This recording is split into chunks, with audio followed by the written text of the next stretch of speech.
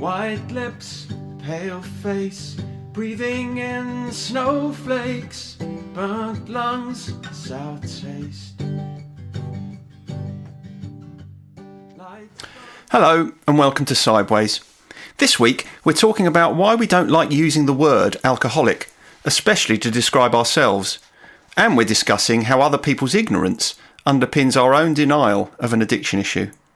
And in a surprising twist, Martin and I discuss our favourite Cliff Richard songs. The A word. That's very good. Well, you said it was going to be. The notes was on your invite to the Zoom meeting. It was a Halloween special. Yeah, you can take the month off now if you want. Hey, ba-boom. That entrance is kind of lost, isn't it? In an audio world, don't you think? It is.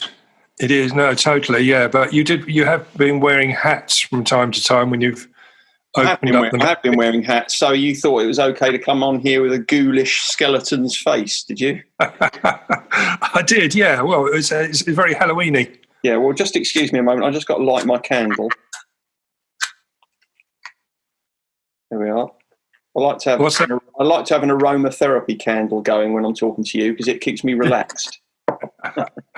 You need one, do you? You need something a little bit stronger than that.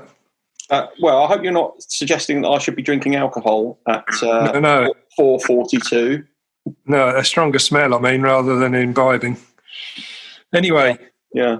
Hang on, I've also got to take my vitamin D. Excuse me a minute. Is that to ward off? It's supposed to help a little bit with the warding off of a coronavirus, isn't it, vitamin D? Well, I don't know about warding off coronavirus, but I've read various reports that suggest that it's about the only vitamin that it's worth taking, and everything else is a load of old bunkum. Yeah, I know there's a lot of disquiet about the whole vitamin tablet market and its use. That's for sure. So after I've begun this kind of regime of taking vitamin D, I fully expect to be feeling 20 or 30 years younger in a couple of weeks. And if I'm not, I should be making a very strong complaint to the manufacturers. I think you should, because it's going to take a lot to get you looking 30 years younger, to be honest. Anyway, never mind about that. What's happening then? Well, my notes I've got for this week was just it's the sort of working title is the A word. The A word. The A word. Not to Have I got to guess what the A word is? Well, you can do, but it's probably not that difficult. Not to be confused with the TV drama miniseries that's been on recently, where they were raising the issue of autism. Probably alcoholic, isn't it? It is, yes, it is. It's not to be confused with the A-Team either. No, the Ed Sheeran smash hit. Which was a very good song. I think it's my favourite Ed Sheeran song, actually. I'm a bit biased because it's about a homeless girl that's a hopeless addict and hooked on Class A drugs, hence, the A-Team. Okay. Anyway, it sort of came about, but as the idea was raised really leading on from, do you remember we did an episode, it was the episode before last, called Why We Make Excuses. I do that, yes. Yeah, well, a further one has sort of reared its ugly head, and that was the excuse of when people say that they have an allergy to alcohol, which causes their hangovers rather than the reckless amount they've consumed. And I've come across this on more than one occasion. I know we talked about it recently, but I remember bumping into someone who used to come to groups, but then decided that on the advice of their mother, they didn't have a drink problem after all, but rather an allergy to alcohol, which they'd sort of now got under control. How did they get it under control? Was that with multivitamins? Well, no, it wasn't. Well, thereby hangs a tale, but because I said, well, if you've got an allergy, obviously, if you've got an allergy to nuts or to cats, for example, you just avoid them, don't you? So I said, You must obviously be teetotal now. And rather surprisingly, it was only certain drinks that caused this allergy, but vodka seemed to be okay for some reason. Really? That's interesting. Bizarre, isn't it? Yeah, I bumped into him about a year later at an AA meeting, so that was that put that one to bed somewhat. Yeah. No, it's. I didn't realise that excuse was a widespread one. I mean, I have heard it, but you say you've heard it on multiple occasions, have you? Yeah, yes, I have. And another one I've heard quite a lot is that someone said to me on one occasion that I use alcohol to self-harm, but I'm not an alcoholic. Okay. Wow, now, this is that's oh crikey! Hang on, just give me a moment. I've got to unpick that. Yeah, I know. I use alcohol to self-harm, but I'm not an alcoholic. But again, that was someone that looked at them and said, "Yeah, this is what your issue is." Not someone that's qualified, but it's sort of, we talk in that episode about making excuses. When sometimes other people make excuses for you, because there's a sort of embarrassment. I'm still hung up on the. It's very rare, It's very rare. It's not unique, but it's very rare for someone to volunteer that they are kind of self-harming in such a slightly obscure way, And obviously, if you're cutting yourself, then you do know that you're self-harming. But to be able to kind of construct an argument around your drinking, to say, "Oh, my drinking is just a form of self-harm," and doing so in order to legitimise it is really fascinating. That. Yeah, it is. No, I expect that the last person that told me that, I expect to see them back in groups fairly soon, because, again, it doesn't really hold a lot of water. But what it does suggest is this desperate need in a lot of people to avoid using the A word. I think they don't. I think that the stigma that surrounds it and the need to avoid it is very strong. I think we talked about it before. Once you've taken that label on and applied it to yourself, you've got to do something about it at that point, haven't you? Well, I don't know. Do you have to? I mean, I suppose it ramps up the pressure somewhat. I mean, I've certainly sat with people in the past who will talk to me about their drink, and they will often preface a description of their behaviour with, "I'm not an alcoholic, but..." So you're right that there is this anxiety to avoid that at all costs. Yeah, no, I know. We looked at this sort of unhelpful nature of labels for people way back. You probably remember back in season 1, episode 7. So it was a long time ago. We talked about labels, and in the episode before that, which was called Chandler Bing, if you remember rightly, we talked about Matthew Perry, and he sees his condition as a body allergy, which needs total abstinence to control, which I thought was quite an interesting way of looking at it. But again, it's almost the avoidance of this phrase. So it sort of throws up the question: are we scared of that word? Is it something that generally, I'm quite happy. People are scared of it, aren't they? I think people are scared of it. I think people are scared of the stigma, aren't they? Yeah, I think so. It seems strange because I'm okay with it now, but it is quite difficult to admit it to yourself, because it's sort of a word that is often used in the pejorative, but it's used in sort of hushed tones often, isn't it? When people are discussing someone, they say, "Oh, he or she, is a," and put their hands over their mouth and as an alcoholic. Sort of a word you can't really say. It's something that has got such a stigma surrounding it. And so I sort of Googled alternative words for alcoholic. Yeah. Okay. And I'm just reaching for the thesaurus here now. I just want to come up with just go through some of the names that is used now. At this point, I've got to say, when I Googled it, there were 717 different words for alcoholic in one of these. Yeah. And so I want to go through all of them, if that's okay. Oh yeah, great. So what's this? Is this a 4-part episode? I want to go through some of the ones that I think are relevant, right. Or discussion points, really. Yeah. There were words such as drunkard, guzzler, lush, Now, lush is often used as sort of it seems to attach itself to the female drinker, doesn't it? For some reason, rather than. Think so? Yeah, I do. I wouldn't have associated the word lush with female. Would you not? No, I would have associated the word lush with a nice bath bomb. Yeah, from the shop Lush. Yeah, exactly. No, I definitely wouldn't. I wouldn't have said that lush was a particularly feminine word. But before you move on, I want to go back to drunkard. Okay. I would definitely not think of drunkard as a word that is synonymous with alcoholic. Well, I didn't really, but this is one of the 717 words, and I think they were probably stretching it a little bit. That was one of the softer words. Some of the others they used were like souse or wino. Yeah, wino. That's that. I mean, that is a real kind of pejorative, isn't it? It is a soaker. Yeah. Yeah. Or inebriate. Yeah. And then there's one that did make me laugh. A couple that made me laugh. A booze hound. Booze hound? Is this an American list? I think it must be. Hophead. Hophead? Hophead, which made me laugh a little bit.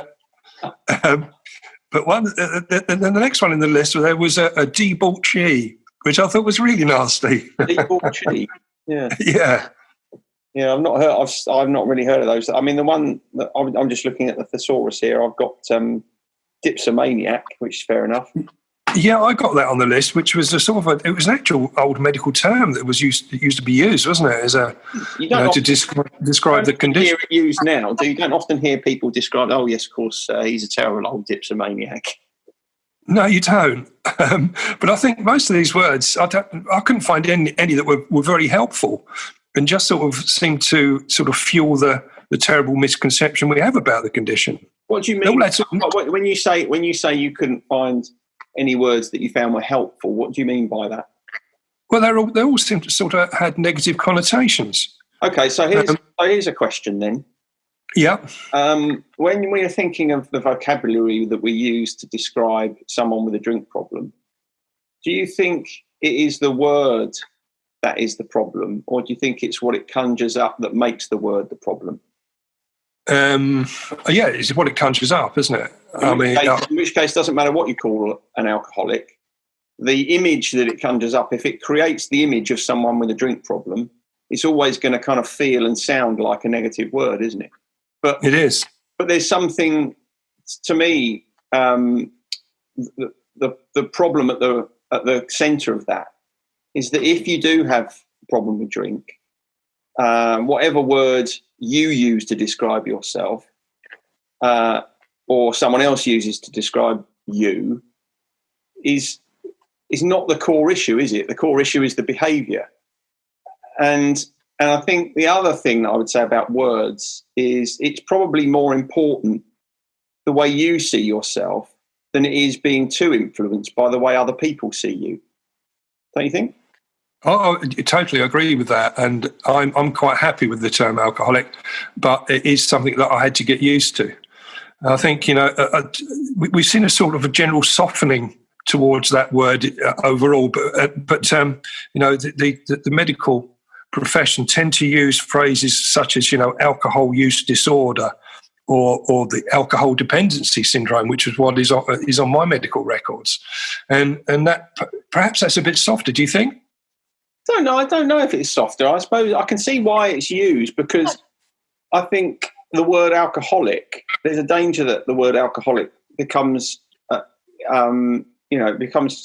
too commonplace to really describe what we wanted to describe. So you can kind of toss around the word alcoholic, can't you? Say, oh, he's a bit of an alcoholic, or she's a bit of an alcoholic. Whereas those people that you're describing may not actually have a dependency on drink. It's just become a way of talking about someone who, in your opinion, drinks a lot, or so they might drink over the government recommended units, but they don't have a problem that would require them going into detox and rehab. No. So I can see the sense in finding a way of describing the condition that distinguishes it from alcoholic or lush, but I don't know. I mean, do you feel that in some way sanitizes it then? Yeah, I do to a large extent. I think that it, if you consider, there's sort of been moves afoot to get the term the elkie into the hate crime category. If you call someone an elkie, it can really, yeah. And I don't think it needs to go that far. But I think where's that kind of movement come from then? I don't know where it started from, but I think there are. It's one of those words that has been suggested that shouldn't be used in general everyday use because it can be hurtful to the person receiving it.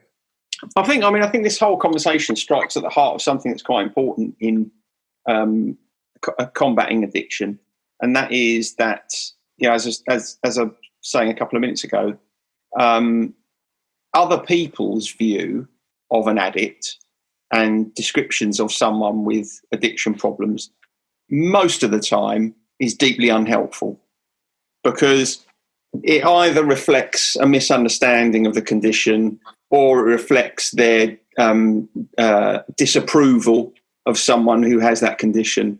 It's very rare, isn't it, for someone to be talking about someone with an addiction problem in a way that is compassionate and empathic.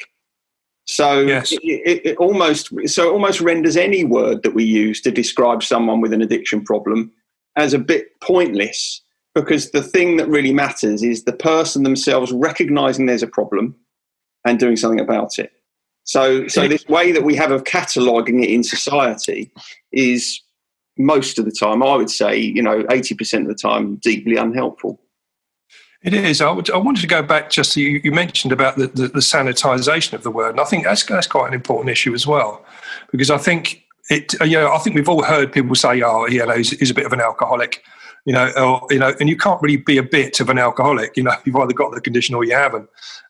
So it is used in a way which doesn't describe the condition. And I think a parallel that I can draw here is that people often. If someone has depression, for example, now people that are surrounding that person will say, would just cheer up. What have you got to be depressed about? We've all heard these very unhelpful phrases. And I remember someone in groups discussing this, and she was saying, whenever she said she had told people she had depression, she got a very sort of negative feedback and certainly no empathy or sympathy for her condition. As soon as she said that she had clinical depression, people sort of sat up and took notice, which is weird, wasn't it? But it was just that slight change in it, and that's why I think perhaps we need something a little bit different to the term alcoholic, because it is a chronic condition. It's not something that can be messed around with, but it isn't appreciated properly. Yeah, that's an interesting point, that, and it's also an interesting example bringing up something like depression, because the way I would look at that, I would be asking what is that person trying to achieve by telling people I'm struggling with depression? Because if you go and see your doctor and you say I'm struggling with depression, or your doctor recognises that you're struggling with depression, that is a kind of that's a useful conversation, isn't it? It's also important for your friends, your family, to know that you're struggling with depression, because it's a condition where you kind of need some support of people around you. But there's a kind of questionable benefit, isn't there, about then spreading that information about yourself more widely than that. I mean, I wonder what the purpose is of saying, because sometimes people say, of course, I've been struggling with depression. And they're not necessarily saying it for reasons that are terribly healthy for them. It's almost like there's that kind of danger of identifying with a condition, identifying with a problem, identifying with a neurosis. So you start to see yourself as a depressive rather than someone who is experiencing depression. But there's this thing with depression where if you have been ill with depression, there's always a danger that after you get better, if you then go through a period in your life where you hit a slump, you find it difficult to differentiate depression from just having a bad run.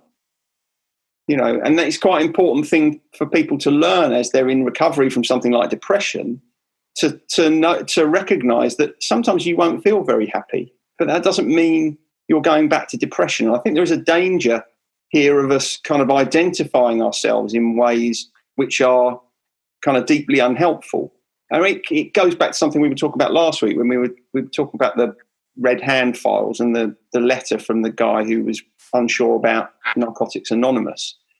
And I think something in his letter, he said something about how he didn't like the fact that everyone just sat around talking about their use of drugs, and kind of identifying themselves like that. And I can remember you telling me something about someone in group who found it difficult to be surrounded by people who were constantly talking about drinking. And so I think part of our recovery has to be recognising that there is a life outside of the life that we inhabited as alcoholics and now inhabit as recovering alcoholics. Does that make sense? Yeah, no, that makes perfect sense. But it also it just reminds me how, if I tell people that I'm a recovering alcoholic, the misconception there is that I'm still drinking but cutting down. I'm on the road to recovery, and once I stop drinking, that's it. I'm no longer an alcoholic. And that's quite a difficult one to explain to people. When I say to people, look, I'm an alcoholic, but I just haven't had a drink for a number of years, they find that quite weird. They say, well, you can't be an alcoholic then. And so, again, it's just the education around the term and around the condition that I think that most people are ignorant of. So here's a question then. How important do you think it is that when we have knowledge of conditions like addiction or depression or whatever, how important is it that we are educators, that when it comes up in conversation with people who don't know about it, how important is it that we strive to make them understand it? Because there is an argument to say, well, who can explain this to people who don't understand it better than people who do understand it? But there is also situations where there's an awful lot of emotional energy exhausted with people who probably aren't all that interested in it anyway. I think that education is always the way forward, isn't it? I think we touched on about whether there's enough of that in schools, around drink and drugs. I know that some schools do take it more seriously than others, and do like to have people to talk about the issue. How much of that would have gone in with me as a child, I don't really know. But I think it's important that the issue is raised to a level where it can be discussed and isn't just put on the backwater and say, if you're an alcoholic, it's something you brought upon yourself, and therefore you don't deserve any help. You don't deserve to be to have any empathy or sympathy surrounding it. I think it needs to be raised. I've read articles where it should be raised to the level of other mental health issues, which is becoming more important and more openly discussed now, and it should be treated in exactly the same way. Do you think part of the reason that it isn't is because it's so expensive to treat? Yeah, it is. We know for a fact that the local centres, the recovery hubs, constantly having funding slashed. And there's an article I was reading this week. I think there's only 5 actual NHS recovery centres that will actually take you in a detox in the country, and they're all under threat. And so it is in the hands of private companies to take up the slack, but a lot of people can't afford it, and it's certainly not a political vote winner for to plunge extra money into these facilities. Yeah, I mean, it's something, that's something that we've never really spoken about, is it? That if there's one thing that really kind of underlines someone's determination to get clean, it's having to self-fund their rehab. Yes, because if that doesn't focus the mind, then nothing will. Because you can do all your life savings in a visit to rehab, can't you? Yeah, you can. But again, I've seen it happen where people that perhaps have got quite a lot of wealth see it almost as a bit of a holiday away from their issues. And if they've got enough money to fund, several trips, they end up doing it. Yeah. I can think of better places to go than rehab on holiday, though. Well, you and I both. But certainly coming back to, it's a bit like, people that avoid going to AA because they're scared of the stigma surrounding that. AA can't really change their title away from Alcoholics Anonymous because it's synonymous with the road to recovery. But if you say to people about going to an AA meeting, there's a lot of resistance. And it is the stigma surrounding that, surrounding the word and surrounding the meetings themselves.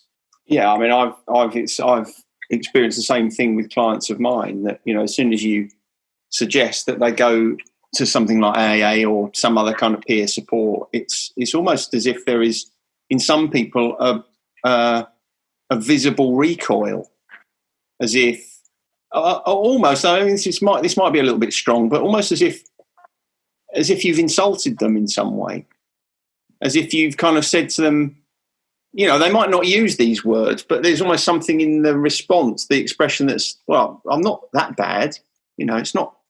But of course, there aren't really any gradients of addiction. You either are or you aren't.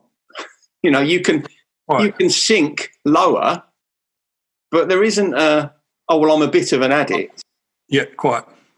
So there's never a point at which saying to someone, well, I think you might have a problem here.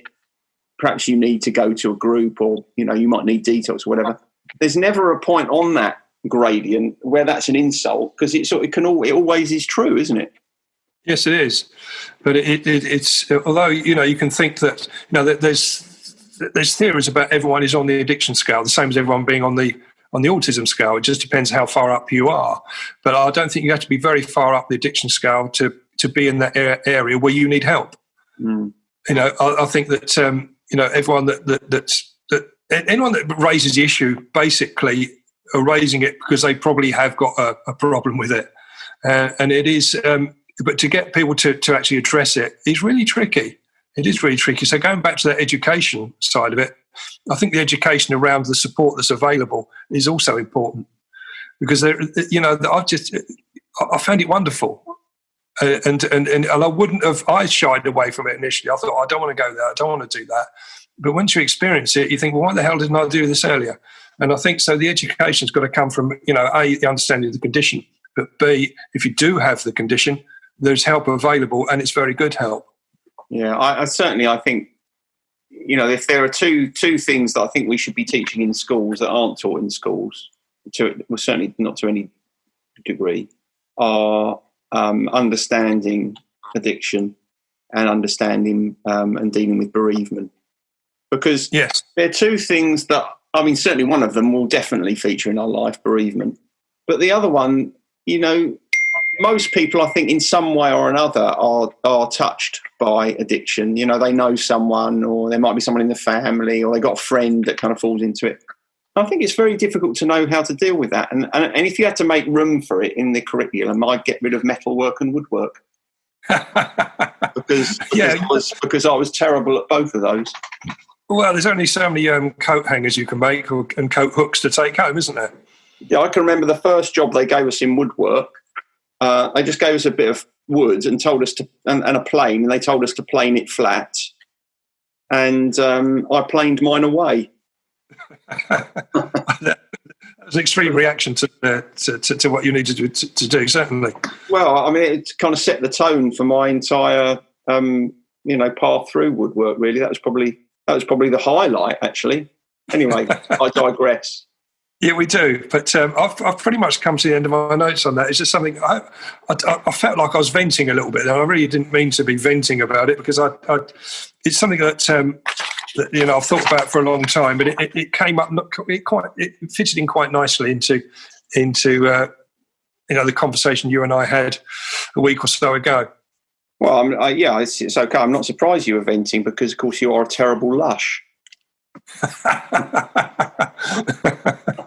I might refer to you as a lush in future, because I know the connotation with bath bombs will be slightly upsetting for you. So that's quite funny. Yeah, well, perhaps I prefer the hop-head one, but that seems quite a soft one, really, because a hop-head means you're drinking beer. The discerning alcoholic has discarded beer a long time ago. Yeah, you'd have to find something. I mean, it's more sort of grain, isn't it? Really? If it's, Yeah. You'd have to be, I don't know, grain trousers or something. As I was saying about mixing the grape and the grain, wasn't it? That gives you a hangover. Funny enough, that's funny you should mention that, because I was having that conversation with Tom the other day about hangovers and what leads to them, and certainly that was always the case in my younger days. If I mixed them, that was usually a recipe for disaster. I know it's not the mixing, is it? It's just the amount of alcohol you're taking on board.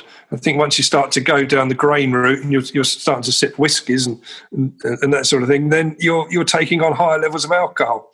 Yeah, I mean, I certainly never had that problem. I as you will remember, I would stick to beer.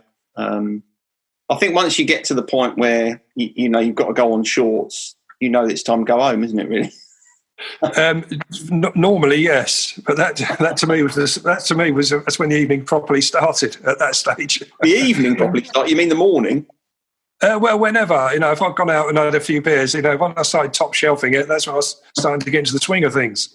I started to feel okay at that point. Anyway, so don't start glorifying drink. I'm not glorifying it at all. No.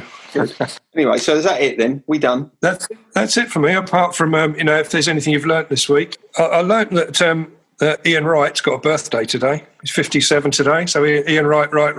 Well, in that case, I can tell you that. Now, what did I learn the other day about birthdays? People who share a birthday. My daughter shares a birthday with Karl Marx. How about that? I've learnt that this week. Yeah, see, I've dragged one out of you. Yeah, But that's not my real what I've learned this week. Anyway, what I have learned this week is, well, I'll ask you a question. JD Sports, the company, the sportswear company. Do you know what that stands for, JD? No. It's John and David. It's not very exciting, is it? John and David? Yeah, it's a guy called John Wardle and David Makin. They set the company up in Bury in Greater Manchester. Bury was of course the scene of wasn't that a scene of West Ham's biggest ever cup win? 10-0. Yeah, it was. Yeah. Okay. Yeah. There you go. Didn't you have still in existence? I think they went out of existence very recently. But didn't you have a girlfriend from Bury once as well? Oh God, yeah, I did. Yeah, Hillary. She was from Bury, wasn't she? She was from Bury. Yeah. Do you think she's listening? I doubt it. Do you? Well, you never know, do you? Don't know. I mean, I don't know who listens to this. But Hillary, if you're listening, hi. I'd forgotten you were from Bury until Martin just reminded me. Yeah, that's true, yeah. That's funny because I walked past her house today. Well, not where she lives now. I assume she doesn't live there. But I walked past the house where she used to live. Yeah. Did it remind you of it? So you've thought about her twice today? Yeah. How bizarre. When you walk past the house of an old partner, then you do think about them, don't you? You do. Difficult not to, isn't it? Yeah. No, I agree. Yeah. When I walk along here, because of course, as you know, we both grew up around here. I think of all the people that lived in these houses that we used to hang around with. It's like a hall of fame along here, quite frankly. It is. Well, obviously, when I walk along your road, which is where I used to live as a child, I'd look and see that the houses, the windows are broke with footballs and tennis balls and stones and stuff, and how much of my pocket money I wasted having to pay for the repairs. Do you look at the garden that Paul kicked his slipper into? That's over the back garden. Yeah, that's another story. I'm saving that for my book or for your book. Yeah. I look forward to that. Yeah. Well, I haven't started it yet, so don't hold your breath. Oh God! All right. So, what about you? What about a guilty pleasure musically this week? Anything on that? No, I haven't got anything. Go on. You better give me one. Well, it's one by Cliff Richard. Okay, no, you're laughing already. Yeah. He came along to St Luke's Road. He came to St Luke's Church. I remember rushing along there to get his autograph as a kid. I think I've got a guilty pleasure that's Cliff Richard's song. Okay, well, I remember hearing this. My ex-wife was very much a big Cliff Richard fan. I remember taking her to see Cliff Richard on as a birthday present once. We went down to Brighton to see him at the conference. It wasn't a birthday. And well, I'll tell you what, it was just like a greatest hits show. You know, it was, and he was very, very good. But the song I really like is Miss You Nights, which is not one of his biggest hits. But it's one. I remember him doing it, and I thought I really like that song. I didn't admit to it at the time, but I think now, because I'm in a system where truth is king. Then yeah, Miss You Nights. Was that an original Cliff Richard? I think it was. Yeah, probably. I don't know. I think it was. Yeah, I think it was. Yeah, but it never really damaged the charts very, very much. Do you know what album it was on? I don't know. No. It was on the album "I'm Nearly Famous," which was released in 1976. Was it? Well, he's just turned 80, isn't he, old Cliff, and still knocking out a few tunes. 80, is he? Yeah. Crikey, I didn't. That's making me feel quite old. Sir Cliff, if you don't mind. Okay, so I'll tell you what my Cliff Richard guilty pleasure is. I might listen to it after this, actually. Okay, go on. My favourite is Carrie. Yeah. It's got something going on there, isn't it? Yeah. It's from the album Rock and Roll Juvenile. Is that one of your favourites? Not a work I'm totally familiar with, no. That's from 1979, if you're interested. Oh, no, it was released in 1980. Yeah, no, I'm not really interested, but thanks for the input. That's something I've learned this week. Do you want to know what was on the B-side? No. No, fair enough. Oh, yeah, that's good. So Cliff Richard, yeah, well, actually, funny enough, I kind of believe that. You know, some of your selections of guilty pleasures I've found have stretched credulity to some extent. But I can believe that of you and Cliff Richard. Did your mum like Cliff Richard? I bet she did. She did, yeah. Yeah. Yeah, but I think it's mainly my ex-wife's influence on that, because she was a big Cliff fan. Yeah. And so we used to listen to that, but which mainly I found I didn't really like much of it. But Miss You Nights, I thought, yeah, that's not a bad little tune. I expect your favourite Christmas song is Mistletoe and Wine, isn't it? No. All right. Okay. I'll see you anon. I will do. Thank you very much. Laters. Bye. Bye. Sideways was created by Graham Landy and Martin Pankhurst.